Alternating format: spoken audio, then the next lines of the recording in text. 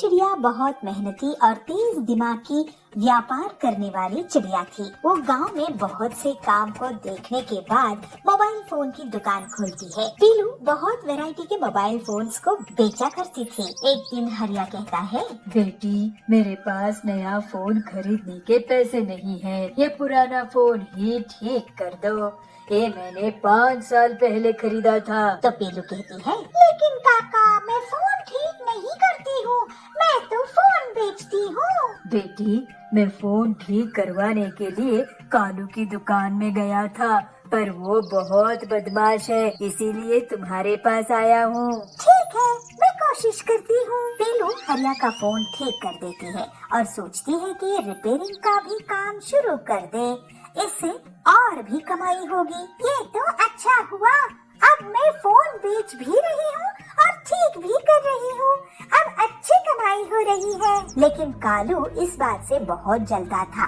वो पीलू की दुकान चलती देखकर बहुत गुस्से में था। अरे, कोई मेरी दुकान में क्यों नहीं आता है? इस पीलू की मीठी मीठी बातों से सब उसी के पास जाते हैं। मैं भी तो एक से एक फोन बेचता हूँ, आज इसकी तबीयत ठीक करता हूँ। रात में कालू कुछ बदमाशों को पैसे देता है। ये लो पैसे और उस पिद्दी पीलू की दुकान में ऐसी तोड़फोड़ मचा दो कि वो कभी भी दुकान नहीं खोल पाए। फिर वो बदमाश पीलू की दुकान को तोड़ फोड़ देते हैं। अगले दिन पीलू अपनी दुकान पहुँचती है। हे भगवान, ये क्या हो गया? मैं तो बर्बाद हो गई, पूरी दुकान ही उजाड़ दी है। अब मैं कहाँ से पैसे लाऊंगी? इस नुकसान को भरपाई के लिए मैंने बैंक से लोन लिया था, दूसरे व्यापारियों से लोन लिया था, अब मेरा क्या होगा? पीलू को रोता हुआ देखकर हरिया काका उसके पास आता है और कहता है, पीलू बेटी, तुम निराश मत हो, हिम्मत रखो। अगर तुम बिना जानकारी के फोन रिपेयर कर सकती हो तो इस मुसीबत से भी बाहर आ सकती हो।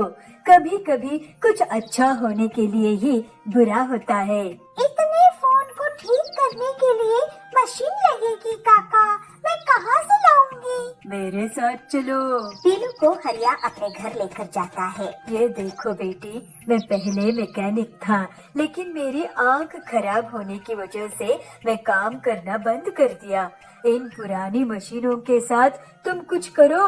फिर एक हफ्ते की मेहनत के बाद पीलू एक मशीन बनाने में कामयाब हो जाती है और अपने टेस्टिंग में कुछ टूटे हुए मोबाइल को ठीक करने में कामयाब होती है। वाह बेटी, तू बहुत ही होशियार है। बहुत धन्यवाद काका, अब मेरे नुकसान को भरपाई होगी और अब मैं एक नया कारोबार शुरू करूंगी। इस तरह से पीलू मोबाइल रिपेयरिंग के साथ गरीबों के लिए मोबाइल बनाने का कारोबार भी शुरू कर देती है।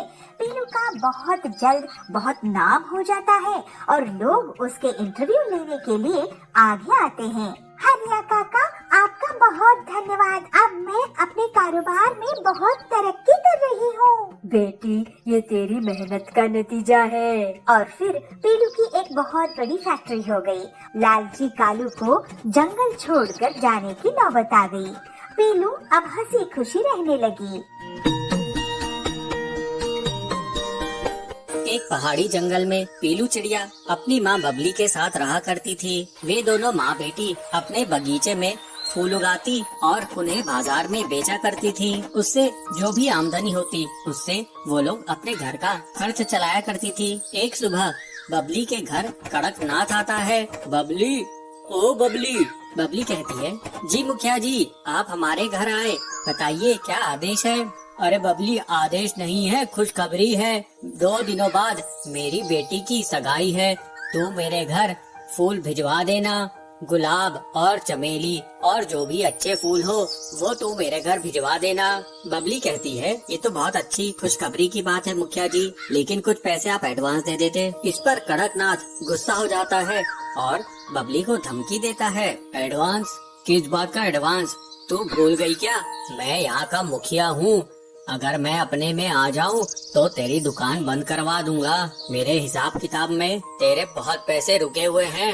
बबली कहती है, गलती हो गई मुखिया जी, मुझे माफ कर दीजिए। इस तरह से मुखिया धमकी देकर वहाँ से चला जाता है। पीलू अपनी माँ से कहती है, ये क्या माँ, आप उस मुखिया से क्यों डर गई? हम अपनी मेहनत के ही पैसे उससे मांग रहे थे, ऊपर से वो हमें धमका कर चला गया। जाने दे बेटी, तेरे पिताजी ने इससे कभी उधार लिए थे, हम उस उधार को अभी तक चुका नहीं पाए हैं। बल्कि मैं तो सोच रही हूँ इसके ऑर्डर के बाद मैं फूलों का धंधा ही बंद कर दूं। पीलू कहती है, लेकिन माँ अगर हम फूल नहीं उगाएंगे और उसे नहीं बेचेंगे तो घर कैसे चलेगा? बबली, तो क्या करूँ बेटी, मुझे तो कोई दूसरा उपाय भी नहीं सूझ रहा है। चल इन बातों को छोड़, चल अब चलकर फूलों को तोड़ते हैं और बाजार में बेचने के लिए चलते हैं। दोनों माँ बेटी अपनी मेहनत से फूल उगाती थी और बाजार में बेचकर आती थी। इस तरह से कुछ दिन बीत जाते हैं। ऐसे ही एक दिन हरिया काका बबली की दुकान पर आते हैं और कहते हैं, बबली तुम्हारा आजकल फूलों का व्यापार कैसा चल रहा है?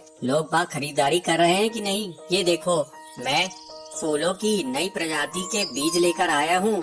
इनकी खुशबू बहुत अच्छी होती है। इन बीजों को अपने बगीचे में एक बार डाल के तो देखो। ये फूल अगर तुम बेचने लगोगी तो तुम्हारी आमदनी दोगुनी हो जाएगी। एक बार इन्हें लगा कर देखो। लेकिन हाँ, ये बीज थोड़े महंगे जरूर हैं। बबली, नहीं हरिया काका, मैं ये बीज नहीं लगा पाऊंगी। अब तो मेरा फूलों के व्यापार से मन ही उठ गया है। क्या आपके पास सब्जियों के बीज हैं? हाँ हाँ, मेरे पास सब्जियों के भी बीज हैं। ये देखो, आलू, प्याज, बैंगन, भिंडी, करेला।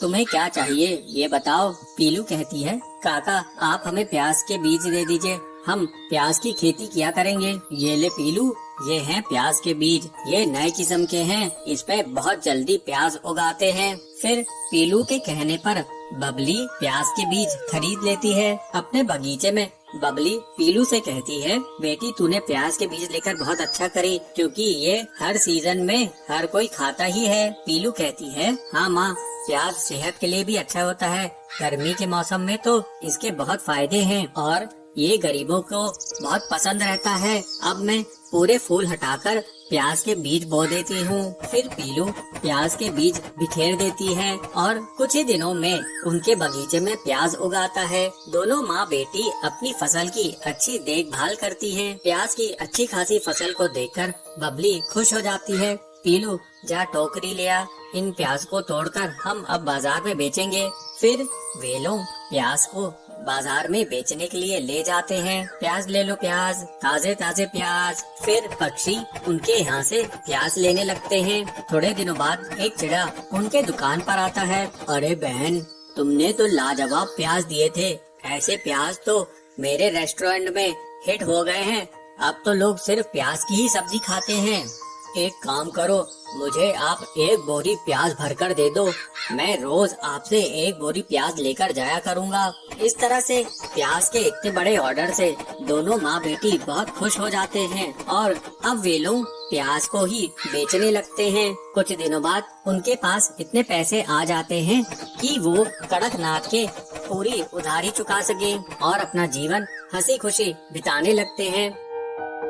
एक जंगल में पिगी रहता था। उसको कीमती पत्थर इकट्ठा करना बहुत पसंद था। उसके पास बहुत से कीमती पत्थर थे। उनमें से एक हीरा उसे खास पसंद था। लेकिन एक दिन जब वो घर वापस लौट रहा था तो देखता है कि हीरा उसके घर पर नहीं है। ये देखकर वो बहुत उदास हो जाता है और रोने लगता है। वो शेरा के पास जाता है। शेरा जी, मेरी मदद कीजिए, मेरा हीरा पत्थर चोरी हो गया है। शेरा सारे जानवरों को बुलाता है। पिगी का हीरा पत्थर चोरी हो गया है, ये बहुत गंभीर विषय है, चोर को पकड़ना होगा। रिंकू खरगोश, तुम बहुत होशियार हो, तुम चोर का पता लगाओ। जी, मैं पता करूँगा। और फिर रिंकू पिग्गी के घर में जाकर देखता है। वो अपनी होशियारी और सूझबूझ का इस्तेमाल करके सोचता है, यहाँ पर तो बहुत सारे चूहे हैं। मुझे पूरा यकीन है कि इन्हीं चूहों में से किसी ने पिग्गी का हीरा पत्थर चुराया है। लेकिन इतने सारे चूहों में कौन है चोर? और फिर रिंकू थोड़ी देर सोचता है। अच्छे से सोचने के बाद वो जाकर उन चूहों से बातें करने लगता है और थोड़ी ही देर में रिंकू एक चूहे को पकड़ लेता है। तुम ही चोर हो छोटू चूहे, अब बताओ हीरा पत्थर कहाँ छुपा कर रखे हो? छोटू चूहा उसको हीरा पत्थर दे देता है। मुझे माफ कर दो, मैं आपसे चोरी नहीं करूँगा। मैं तुम्हें माफ नहीं कर सकता क्योंकि तुमने मेरा हीरा नहीं चुराया है, तुम्हें शेराजी और पिकी ही सजा या माफी दे सकते हैं। और फिर रिंकू छोटू को लेकर शेरा के पास जाता है। शेरा छोटू को जेल भेज देता है और अपना हीरा पत्थर वापस पाकर पिकी खुश होता है। लेकिन तुमने इतने चूहों में छोटू को कैसे पकड़ा रिंकू? मैं सभी चूहों से बात करने लगा और वो सभी बोले कि छोटू चूहा कुछ दिनों से बहुत घमंडी हो गया है और किसी से सीधे मुंह बात नहीं कर रहा है। सबके सामने इतनी अकड़ के साथ ऐसे रहता है जैसे वो उनका राजा हो। जब किसी नासमझ के पास अचानक से दौलत आ जाता है तो वो ऐसा ही घमंडी हो जाता है। रिंकू की सूझबूझ और समझदारी सुनकर शेरा बहुत खुश हो जाता है। एक जंगल में पीलू चिड़िया अपने पिता टिल्लू